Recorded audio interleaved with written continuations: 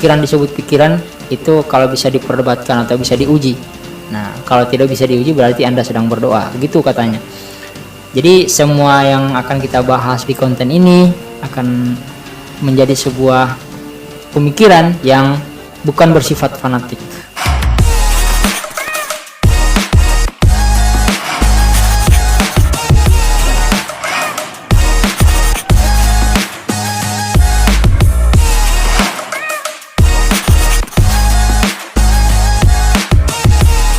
Assalamualaikum warahmatullahi wabarakatuh.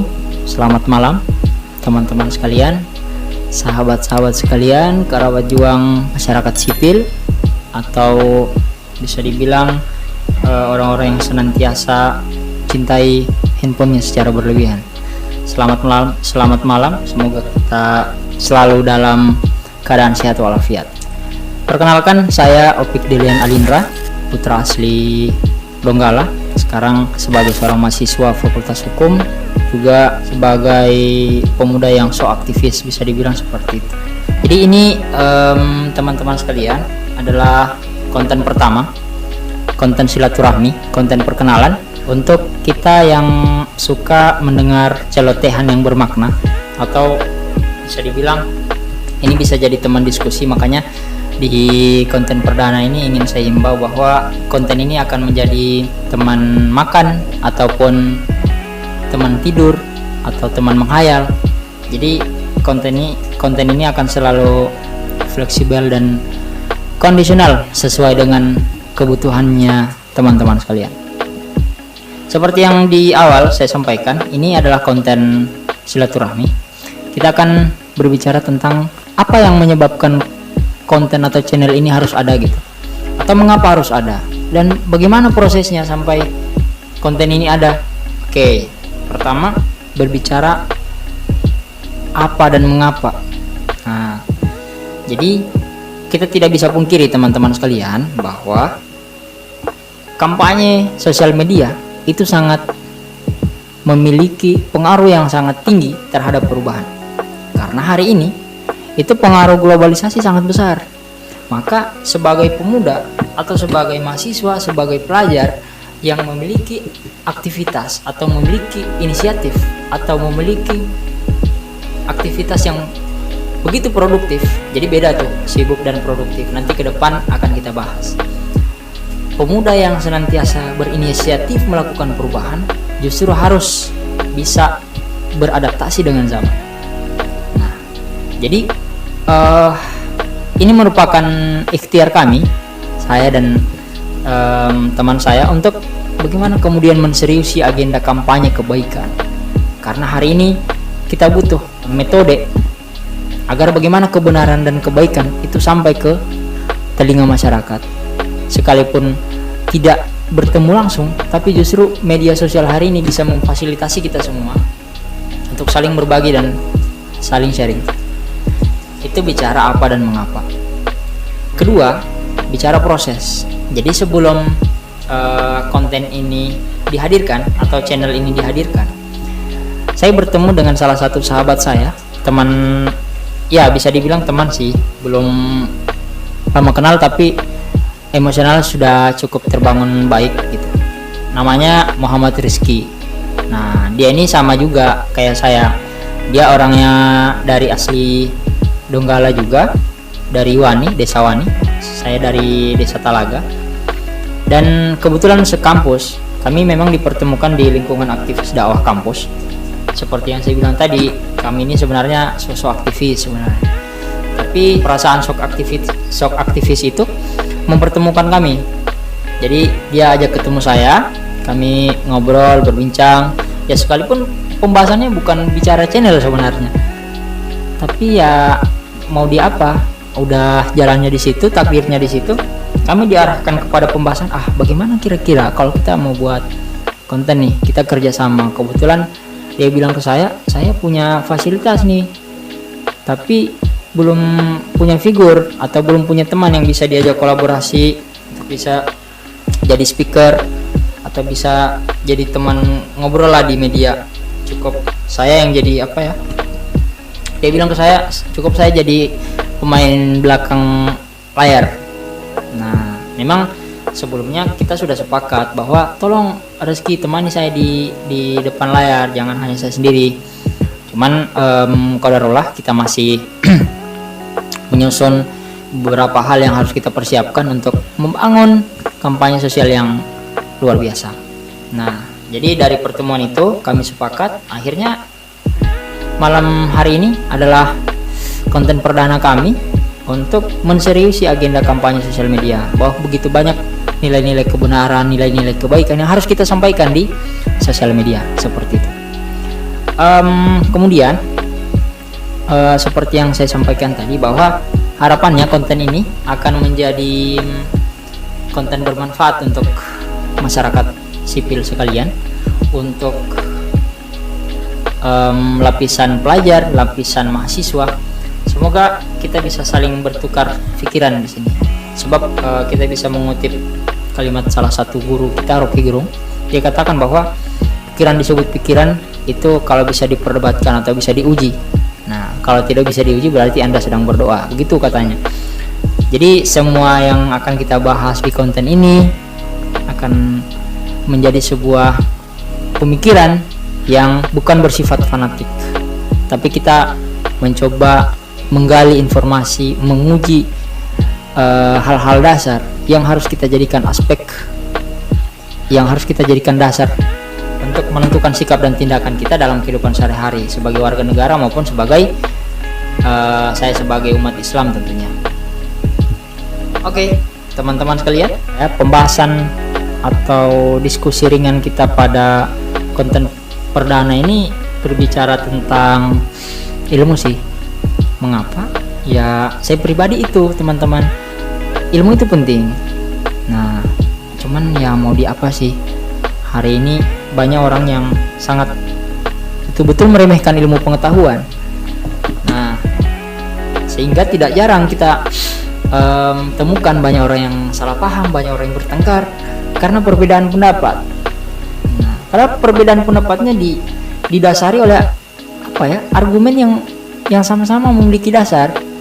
Andai kata orang nih sama-sama memiliki daya literasi yang cukup banyak, ya, kalau kita bicara kesalahpahaman, persoalan perbedaan pendapat, ya justru perbedaan itu bukan dijadikan alat untuk berpecah, justru perbedaan dibutuhkan untuk kita bisa bersatu gitu. Nah, itu salah satu contoh persoalannya. Saya sebagai umat Islam tentunya, sebagai umat mayoritas di negeri Indonesia tercinta ini, tentu saya ingin membangun basis argumen, teman-teman sekalian.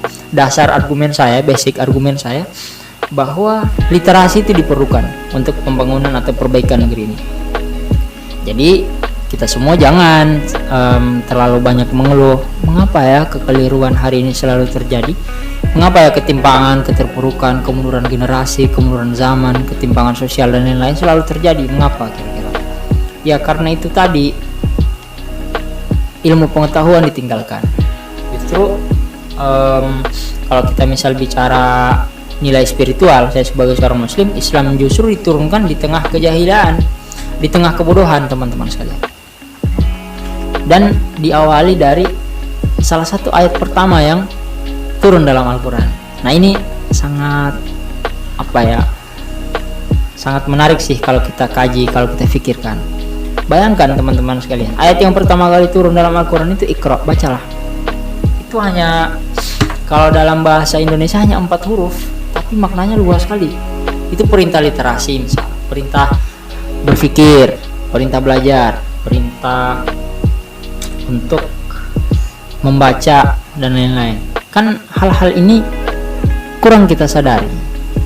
Justru kalau kita menyadari arti atau value dari ayat yang ini, justru kita sebagai umat manusia, wabil khusus sebagai seorang muslim, disuruh untuk belajar. Kita belajar agar supaya kita mengetahui apa yang kita tidak ketahui. Justru ketidaktahuan, kebodohan, perkelahian, perdebatan ataupun pertentangan di antara kita semua ya disebabkan karena ketidaktahuan tadi.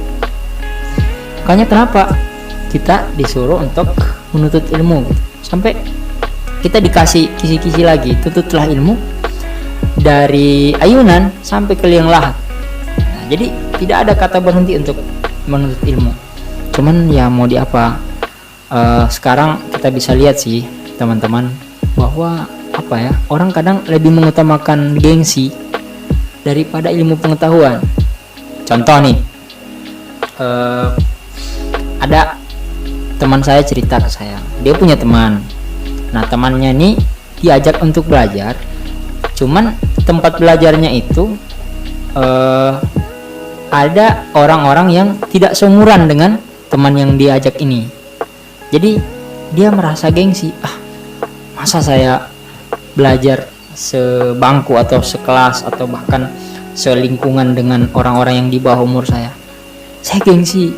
Nah, ini hal-hal seperti ini yang menurut saya menurut saya pribadi menjadi salah satu sebab kemunduran bangsa ini atau kemunduran kita sebagai umat Islam, karena kita lebih mengutamakan gengsi daripada ilmu pengetahuan, kan seperti itu. Padahal tidak ada kata berhenti kalau berbicara ilmu pengetahuan. Cuman ya kita kadang kalau kata para pendahulu Islam itu ada beberapa hal yang menjadi penyakit seorang penuntut ilmu. Kita ini kan semua penuntut ilmu, semua belajar bahwa pengalaman itu adalah guru, kemudian semua tempat itu adalah sekolah. Jadi dimanapun ya kita harus bisa mengambil pelajaran seperti itu. Kalau kita bicara subjek ya, tadi kan kita bicara objek, bicara ilmu pengetahuan, betapa pentingnya ilmu pengetahuan. Sekarang kita bicara subjek, penuntut ilmu. Jadi kadang penuntut ilmu ini punya penyakit teman-teman sekalian. Pertama, misal penyakit seorang penuntut ilmu itu adalah mempelajari ilmu untuk menghakimi orang lain atau menghina orang lain atau mengejek. Itu menurut saya adalah salah satu pembodohan sih. Masa kita belajar untuk meremehkan orang lain atau menghakimi orang lain? Kan ini penyakit nih. Kedua, merasa cukup dengan ilmu. Nah, ini terkadang kalau bahasa milenialnya itu ego intelektual. Kita kadang kalau sudah baca satu buku itu justru yang nggak perlu belajar lagi. Ketika kita diajak belajar dan membaca, diajak diskusi, kita kayak seolah-olah udah tahu segalanya, seperti itu. Jadi ini merupakan penyakit teman-teman sekalian. Ketiga, meremehkan orang lain. Jadi merasa cukup, kemudian menggunakan ilmunya untuk meremehkan orang lain. Udah masuk meremehkan orang lain. Nah, hal-hal semacam ini adalah penyakit. Nah, makanya harus kita hindari sebagai seorang mahasiswa, sebagai seorang pemuda, sebagai seorang pelajar. Nah, seperti itu. Kita justru diajarkan dalam Islam bahwa semua tempat itu adalah sekolah. Sehingga kata Nabi Muhammad SAW, semua hikmah itu atau pelajaran itu adalah benda berharga milik orang beriman. Maka dimanapun engkau dapat, maka pungutlah. Nah, ini kalau kita kaji secara mendalam, justru kalau kita menggunakan akal pikiran kita secara serius, kita pikirkan secara mendalam, secara mendasar, bahwa pesan Nabi Muhammad SAW ini sangat memiliki value yang sangat tinggi. Jadi bayangkan nih kalimatnya, hikmah itu adalah barang berharga milik orang beriman yang hilang. Maka dimanapun engkau dapat, maka pungutlah. Nah, berapa banyak orang hari ini yang ketika dia bertemu dengan seseorang, justru dia tidak mengambil pelajaran. Dia berbicara dengan orang, dia tidak dapat membaca tanda-tanda alam, teguran-teguran alam, tapi dia tidak bisa memahami pesan-pesan tersirat yang disampaikan oleh orang, yang disampaikan oleh alam. Nah, salah satu tokoh Inggris itu mengatakan bahwa inti daripada komunikasi adalah mengetahui dan mendengarkan sesuatu yang tidak disampaikan oleh lisan. Hal-hal inilah yang seharusnya kita bisa pikirkan, bisa kita pahami dan kita ketahui. Namun tidak bisa kita pahami kalau seseorang tidak menggunakan kecerdasannya yang sudah dititipkan oleh Sang Maha Kuasa. Nah, jadi inti pada bisa dibilang seperti yang saya sampaikan tadi, ini konten perdana. Jadi ke depan kita akan berbicara isu, kita akan berbicara tentang kondisi hari ini, generasi hari ini. Kita akan berbicara negeri, kita akan berbicara perubahan, kita akan berbicara hal-hal yang harus dikritik daripada kita sebagai bangsa ini yang ingin melakukan perubahan, yang hari ini selalu menggaungkan Indonesia 2045. Tapi pertanyaannya, kita layak tidak jadi pelopor atau penggerak Indonesia 2045 itu? Akhir kata, konten ini menjadi teman makan, teman tidur, ataupun teman menghayal. Jangan pernah lihat siapa yang menyampaikan, tapi lihatlah apa yang disampaikan. Sekian, saya Opik Dilian pamit. Semoga pertemuan selanjutnya kita masih dipertemukan dalam keadaan sehat walafiat. Assalamualaikum warahmatullahi wabarakatuh. Selamat malam.